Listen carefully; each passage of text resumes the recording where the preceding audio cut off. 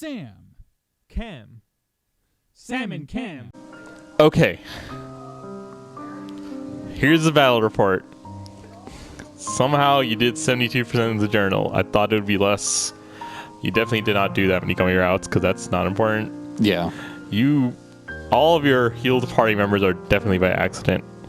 You basically used up all your Mickeys and now he is permanently in 50% chance. I'm surprised you used Battle Form that many times, but I guess you were kind of just doing it a lot early game. Yeah, I think it was because of early game. Yeah. You didn't actually use drive forms a lot. Like later in the game, you didn't use drive forms. Like drive forms did not like factor into basically any of your boss strategies. Yeah. It was you pretty much only used them to restore MP and revert, and Valor is the easiest one for that. And it's not that drive forms aren't good for They're bosses. ridiculously good. Yeah, even in level 1, I'm sure they're really good, but they just weren't. I don't know. I just didn't really, for the way I play it, I just didn't need them that much. At least not their actual abilities. Most of the time, it's things like in the Xemnas fight, driving to get MP gauge in a particular moment. That being said, I do feel like I used magic a lot more in a level 1 run than in my normal run. You wouldn't have made it through. Magic is important. You cannot win without magic. This is true of all the Kingdom Hearts games. You need magic. Yeah. And of course, summons I'm not going to use a lot because most of the time you use them for groups of enemies, and I skipped most of the groups of enemies in this game. Unless it was specifically for farming something. Well, I mean, actually, it's actually a fair amount of times to use summons in a run. Summons are really good. Yeah, no, I mean, but so everything about every ability, like one thing that's cool about Kingdom Hearts as a series is they're very good at giving you a boatload of options. All of them are good. Some will be better than others in specific circumstances, but there's pretty much a use for everything. And very often you have to approach a fight and you're going to be like you'll definitely, I think most people will probably get used to using some things more than others, just because I think that's just naturally how a lot of people are. Like some people will use physical attacks more, some people will use magic more, some people will use summons more, some people use dry forms more. Or some people use certain keyblades or certain, other things more, certain loadouts more. But every Kingdom Hearts game has a situation where it's like, there's this thing that I haven't used in a while. Maybe I should try it here because my usual strategy isn't doing that well, or it's really hard to play the way I want to play. And that's also really cool. The game designs combat in a way that you will inevitably, no matter how you play, be out of your comfort zone. Yeah. Because your strategy, the way you develop it, will intentionally not be very good. Not that you can't use it if you got better, but it's gonna be a much bigger struggle. And then it's like, I've got all this other shit, like drive forms, magic, different keyblades, different abilities, different whatever, The guy who's only gonna dodge roll all the time suddenly runs into Riku in KH1 or Zigbar or something, and now they have to block. Yeah. That's just the most common mechanic. Yeah. A lot of times it's stuff like, oh man, I mean, I told you the story of how I could not beat Demix when KH2 first came out until I started using Stitch, and I was like, oh my god, Stitch is really good. And I won using Stitch, and it was pretty much the only thing I had trouble with in the game, but yeah. Yeah. And what's even better is that Kingdom Hearts is also, I think, fairly unique as a franchise for not just doing that in terms of the action mechanics, but also doing that in terms of the RPG stuff.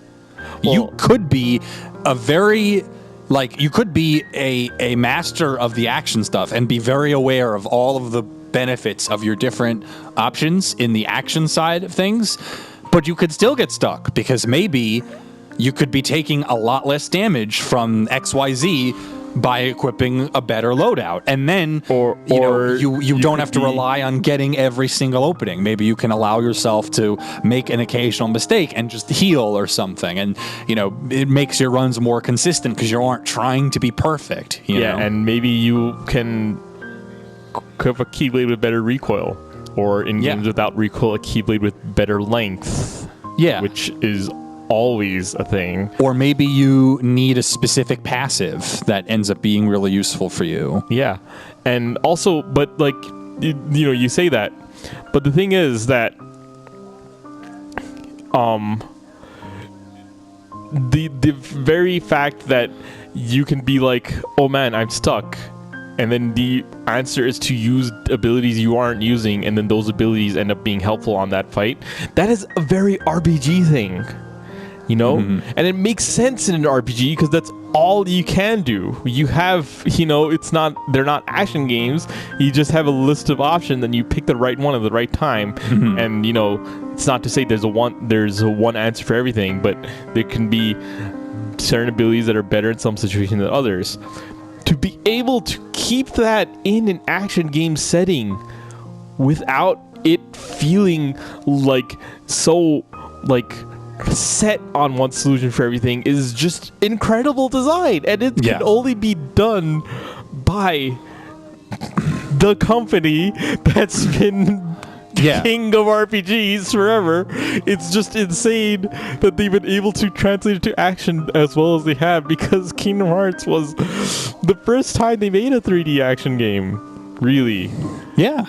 I mean, they had Brave Fencer Musashi, and the Vagrant Story, but they're not like 3D action games in the way that Kingdom Hearts is. I'll show you those games sometime, but yeah. Anyway, and no final thoughts about a level 1 run?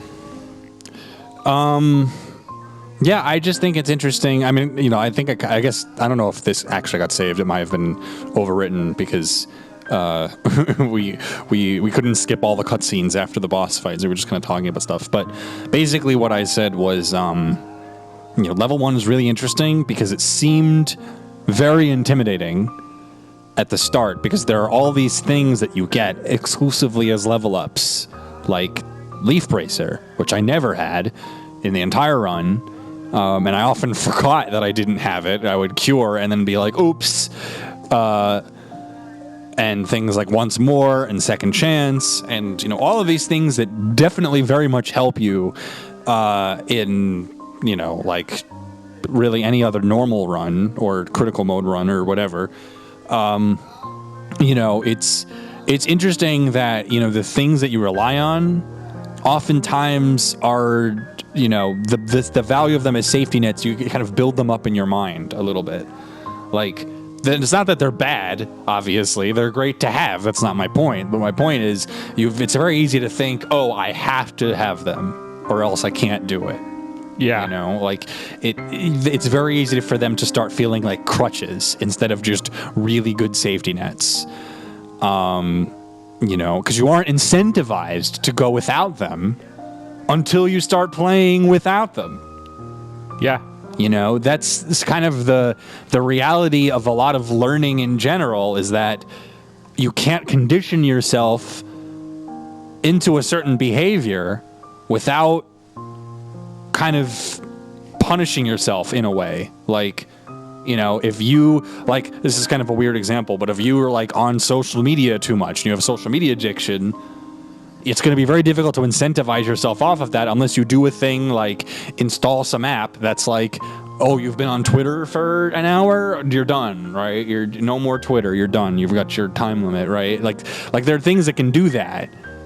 And it's often very hard to adjust until you repeatedly run up against a wall like that. And the same is true in games, right? Like, you think these abilities and these things are crutches, and you need them until you play without them. If someone was just like, if the level 1 didn't exist and someone was like, Sam, go beat Kingdom Hearts 2 without Leaf Bracer or Second Chance for once more, and you would be like, you'd maybe try for a bit and be like, nah, that's too hard, I'm not doing this, right?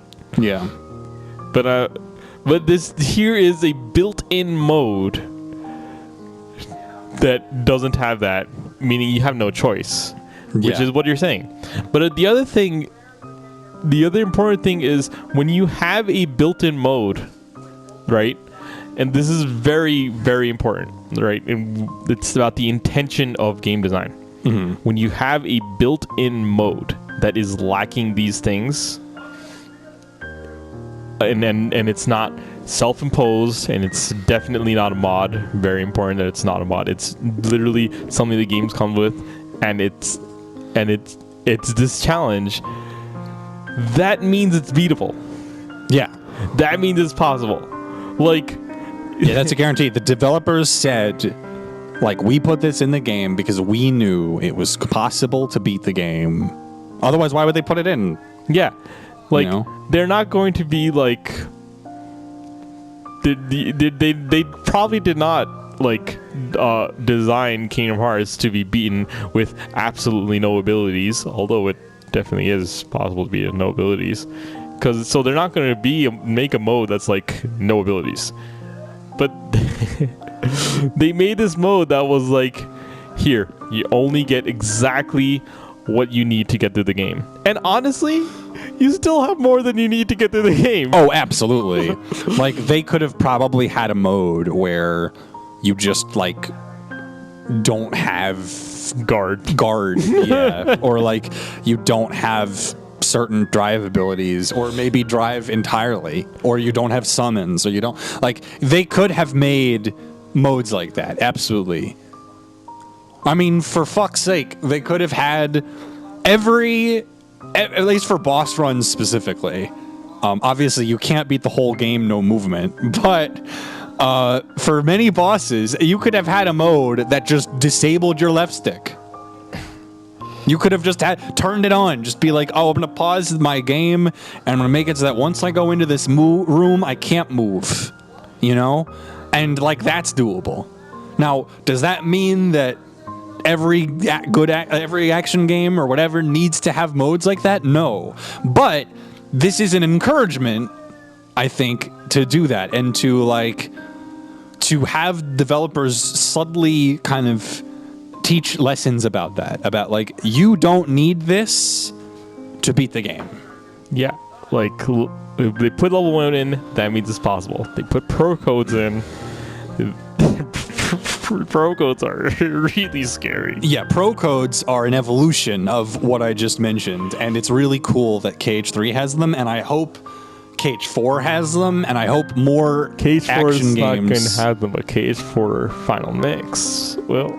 Yeah, that's true. It could be a final mix thing. The point is, I hope more games in this genre, whether they are pure action games or action RPGs, or hell, maybe regular RPGs, this feels like something you could maybe put in regular RPGs, has some kind of pro code system.